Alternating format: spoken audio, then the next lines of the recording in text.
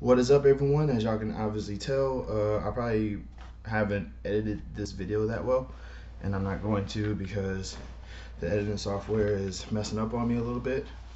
Plus, I'm not used to that one. In my old editing software that I used to use, I used to be able to animate the effects. I can't do it with that software, so it's kind of just going to take me a little bit more time to get used to. So, get used to the unedited footage and continue to give me my less than 10 views. Um, what else? Man, this week has actually been pretty crazy. Aside from like all of the death, Hurricane Ida, and all these crazy things that's been going on lately, I have come to the conclusion that like a lot of my depression actually comes from the fact that I compare myself to other people a lot, terribly so. It's one of my most crippling.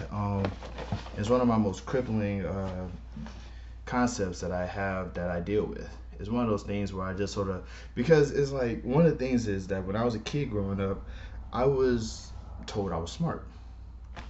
And then I went to school and, I went to my first little honors meeting or whatever where all the kids sort of sit down in the auditorium and watch the smartest kids in the group, watch the smartest kids in the school get awards. And I just remember thinking to myself, if I'm so smart, how come I'm not getting one of those awards? And what ultimately motivated me to try to do better in my schoolwork ultimately kind of just turned into a whole I'm never going to be as smart as those kids, and I just stopped trying.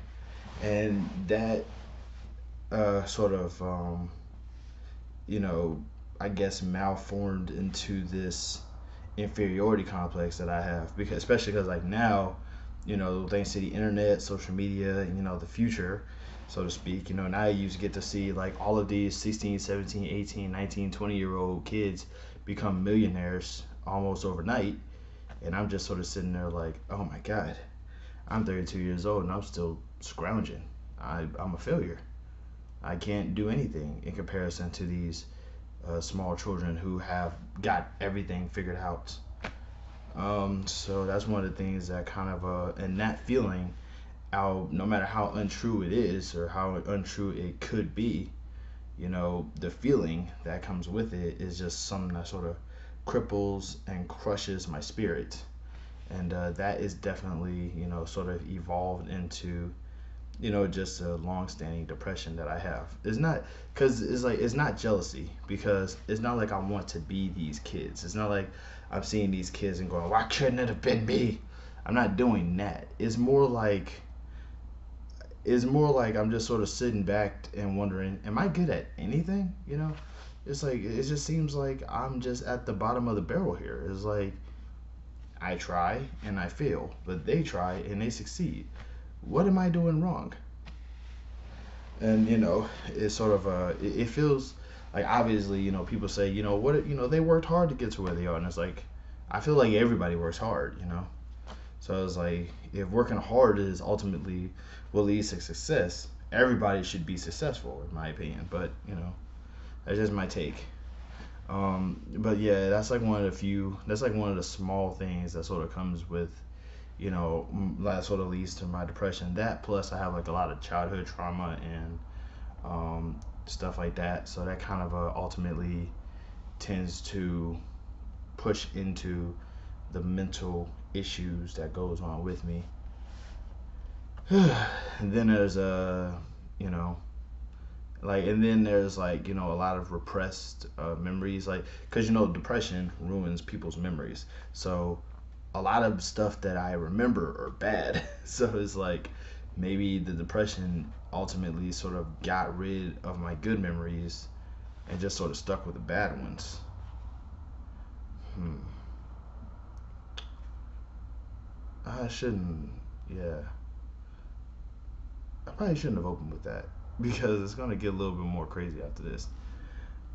Uh, well, but yeah, that's something that I learned about myself, and now it's starting to, obviously one of the big things about solving a problem is sort of knowing what the problem is, and I feel like I have an idea what the problem might be, so I'm trying to work on that problem.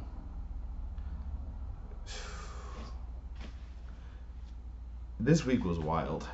Um, the the week, like I ain't gonna lie, with the if the tragedy of 9/11 didn't happen, I would have forgotten about like 9/11 because once again, depression, bad memory. Um, so it's like, but it's like the thing was that, like, while 9/11 was ultimately a tragedy, I can easily say like one of the things that really sort of will always mess with me is that, like, I always looked at 9/11 in a completely different light because to me 9/11 was kind of like one of those things that sort of sparked white supremacy to feel like they were in the right about certain things because like they were the kinds of people who were looking at this just chomping at the bit going, so when we call them terrorists now we gonna be correct.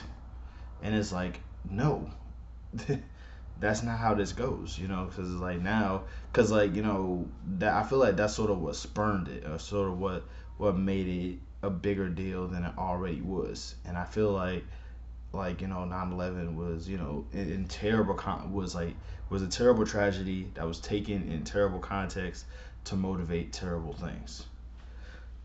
Because like now, like with like 9/11 happened, the first thing I'm going to think about now is when I think of like days to remember in American history, I'm going to think of January 6th because we still have white supremacists here in America right now. Like without like without sounding bizarre about this whole scenario, I'm kind of going to be celebrating January 6th as like a Memorial Day type thing because that was the day when white supremacy challenged America and lost.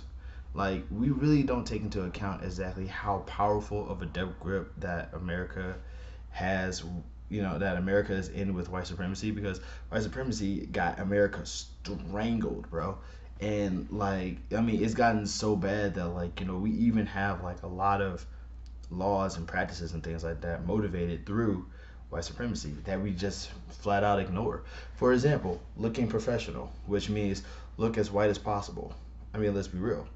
Like, at one time, having locked hair was not considered professional. You know, you have to look and present yourself in such a way that people will accept you if you were a white rich guy, and that was professionalism.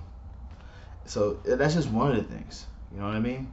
So it's just like it's kind of crazy now that like white supremacy because of this election that happened last year. These guys are like, our president didn't win. We're gonna burn this country to the ground until it's legal to say the N word again. And it's like it's not. So it's beautiful to sort of see that like you know America actually stand up for itself because it could have easily just stalled the election even further. You know what I'm saying? They could have like Mike Pence could have got up there and said, you know what? I'm the president. To heck with it. I'm the vice president. He's crazy. We don't even know who won yet. It's gonna be me. Let's go, mother.